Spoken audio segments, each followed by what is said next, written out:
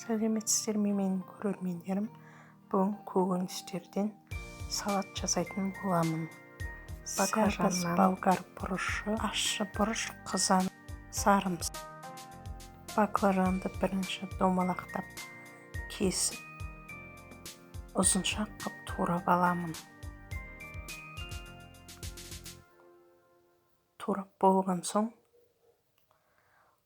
бір шай қасық тұз сеуіп, бастырып жауып қоямын. Баклажанның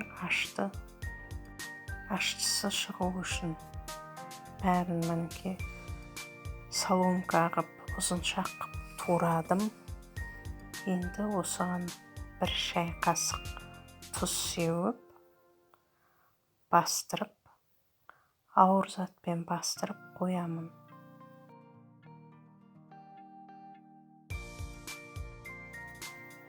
Баклажанды жауып қоямын. Оған дейін қалған көкөністерімізді тураймыз. Сәбізді алып, домалақтап, оны да ұсақтап, соломка қып тураймын.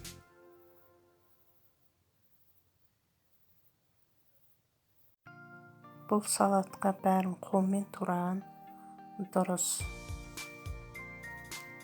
Өстіп ұзынша қып турап алыңыздар. Бір сәбізді турадым. Енді болгар бұрышын, 3 болгар бұрышын алдым. Болгар бұрышында осындай соломка қылып, ұзынша қылып бәрін турап болған соң, баклажанымды сығып, суын сығып тастаймын. Осылай сығып аласыздар.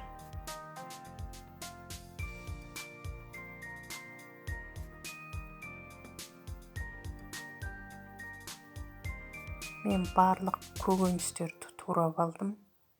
Сәбізді, болгар бұрышын, помидорды, пиязды және чеснок, сарымсақты ұсақтап турап алдым. Аштық бұрышты өздеріңіздің қалауларыңыз бойынша аласыздар. Қазанға немесе сковородкаға 10 қасық шитмай құйып, пиязды қуырамын. Шитмайымыз қызған кезде пиязды салам. Жақсылап пиязды қуырып аламын.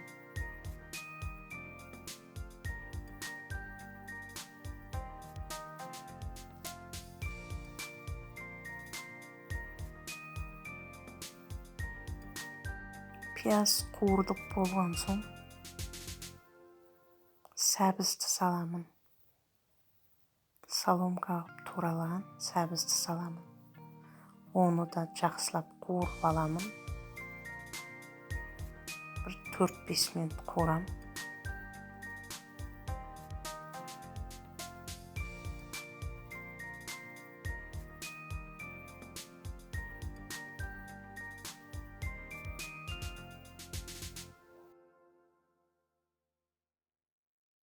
Сәбізді қуырып болған соң, болгар бұрышын саламын. Ұзынша қып туралған болгар бұрышын салып, жақсылап оны да 4-5 минут қуырамын.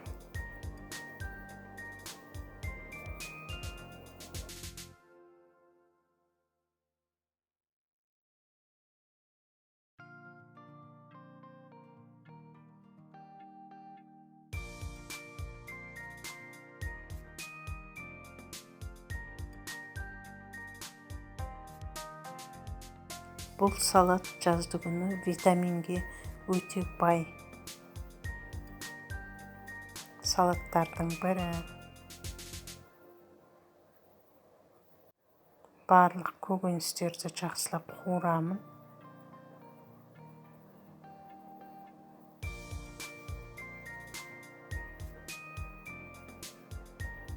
Енді баклажанды саламын. Соломка туралған баклажанды салып, араластырамын.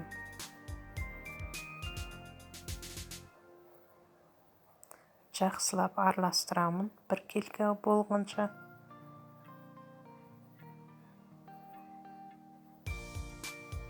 Кішкене баклажан майға қуырылу керек.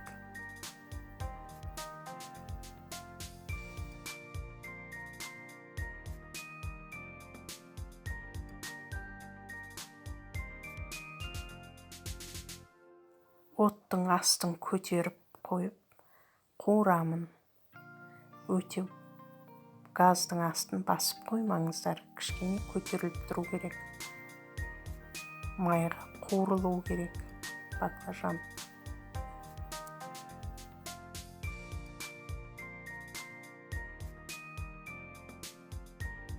Көп араластыра бермейміз, себебі езіліп кетеді.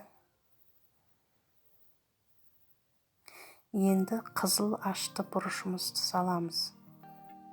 Өздеріңіздің қалауларыңыз бойынша кішкене ғана салсаңыздар да болады. Аштыны жақсы көретін болсаңыздар, біреуін тұтас майдалап, ұсақтап, турап салсаңыздар болады.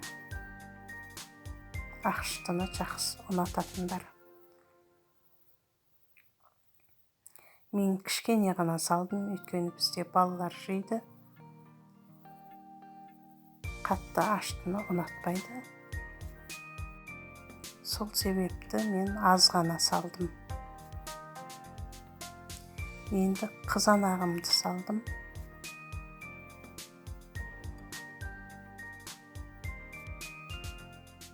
Қызанақты да жақсылап араластырамын.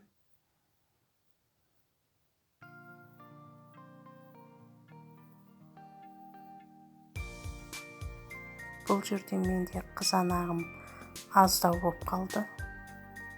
Бір шағын менде 7 қызанақ болатын. Ол аздау болған соң кейіннен тағында мен қостым қызанақты.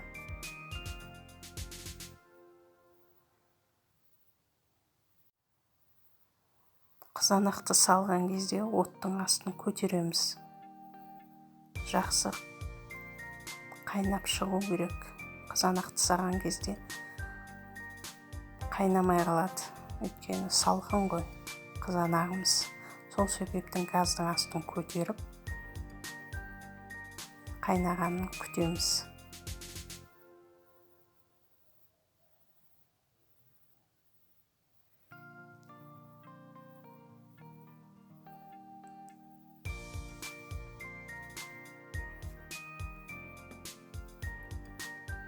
Енді тұз салдым мен, жарты ас қасық. Кейін пісуге жақындаған кезде дәмін көріп, егердем аз болса, өздеріңіздің қалауларыңызша тұзын көріп саласыздар. Сарымсақты салдым.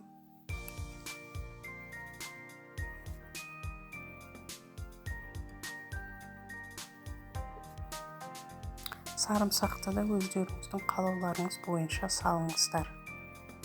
Мен 4-5 зубчик салдым, майдалап турап.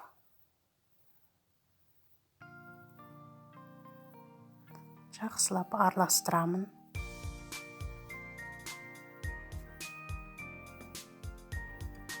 Араластырып болғаннан кейін қайнағанын күтіп, оттың астын кішкене басып қоямын. Қатты баспаймын. Міне осылай жақсы қайнап тұру керек. Қақпағын жауып бұқтырамын. Баклажан салатым дайын болды. Көкөністердің бәрі жұмсақ, бірақ қатты езіп пісірген жоқпын. Суы да, сөлі де мол. Енді ыдысымызға саламын.